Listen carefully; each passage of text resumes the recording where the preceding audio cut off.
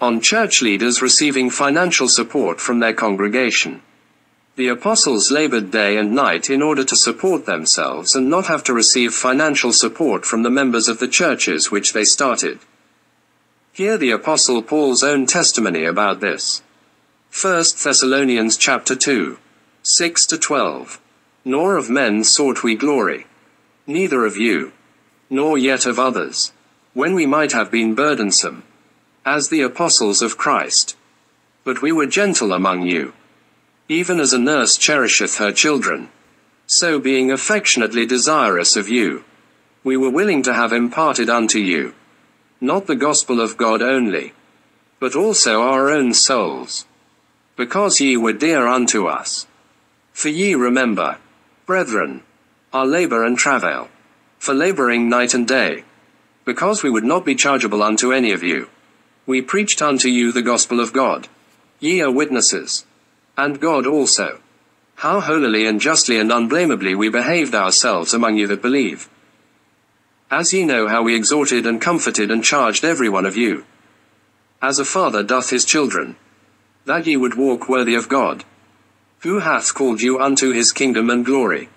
Quote, Yet the apostle Paul did testify at another time of how it is logical and righteous for a Christian minister to receive support from the Christians whom he is ministering to. 1 Corinthians chapter 9, 7-12. Who goeth a warfare any time at his own charges? Who planteth a vineyard, and eateth not of the fruit thereof? Or who feedeth a flock, and eateth not of the milk of the flock? Say I these things as a man? Or saith not the law the same also? For it is written in the law of Moses, Thou shalt not muzzle the mouth of the ox that treadeth out the corn. Doth God take care for oxen? Or saith he it altogether for our sakes? For our sakes. No doubt, this is written, that he that ploweth should plow in hope, and that he that thresheth in hope should be partaker of his hope. If we have sown unto you spiritual things, is it a great thing if we shall reap your carnal things? If others be partakers of this power over you, are not we rather?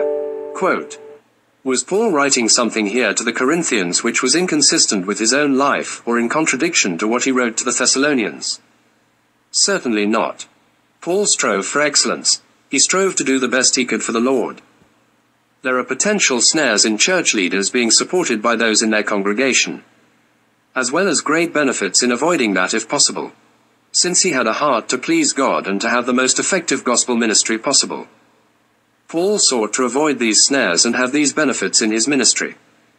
In many things, not just in this area, there is frequently a better choice than the choice that could simply be summed up with, there is technically nothing wrong with that. Consider how the passage which was just looked at from 1 Corinthians chapter 9 continues. 1 Corinthians chapter 9, 12b-18. Nevertheless we have not used this power, but suffer all things, lest we should hinder the gospel of Christ. Do ye not know that they which minister about holy things live of the things of the temple? And they which wait at the altar are partakers with the altar. Even so hath the Lord ordained that they which preach the gospel should live of the gospel. But I have used none of these things, neither have I written these things, that it should be so done unto me. For it were better for me to die, than that any man should make my glorying void. For though I preach the gospel, I have nothing to glory of. For necessity is laid upon me. Yea, woe is unto me, if I preach not the gospel. For if I do this thing willingly, I have a reward. But if against my will, a dispensation of the gospel is committed unto me, what is my reward then? Verily that, when I preach the gospel, I may make the gospel of Christ without charge, that I abuse not my power in the gospel. Quote, Even though it would have been lawful for Paul to receive financial support from the churches he founded, he knew it is evidently best to not take advantage of that due to the potential dangers involved in that and the potential diminishing of his testimony of Jesus Christ which this could easily bring about. Being a faithful Christian means serving others for the Lord's sake and doing our best to be profitable to him in our labor for him.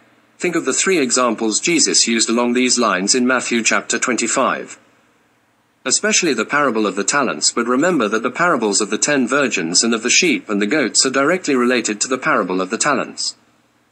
We have to run our Christian unhindered from every weight as well as the sin which so easily besets us, as Hebrews chapter 12. 1 says plainly. Paul made these things clear as he continued in 1 Corinthians chapter 9. And he spoke these things directly in relation to why he didn't receive the financial support from the Christians he ministered to in the churches he founded like he technically could have without sinning. There are other principles in God's Word which are weightier that must be factored in order for us to be faithful to Jesus Christ and finish victoriously in the Christian race.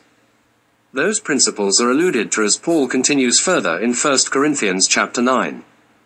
1 Corinthians chapter 9, 19-27. For though I be free from all men, yet have I made myself servant unto all, that I might gain the more.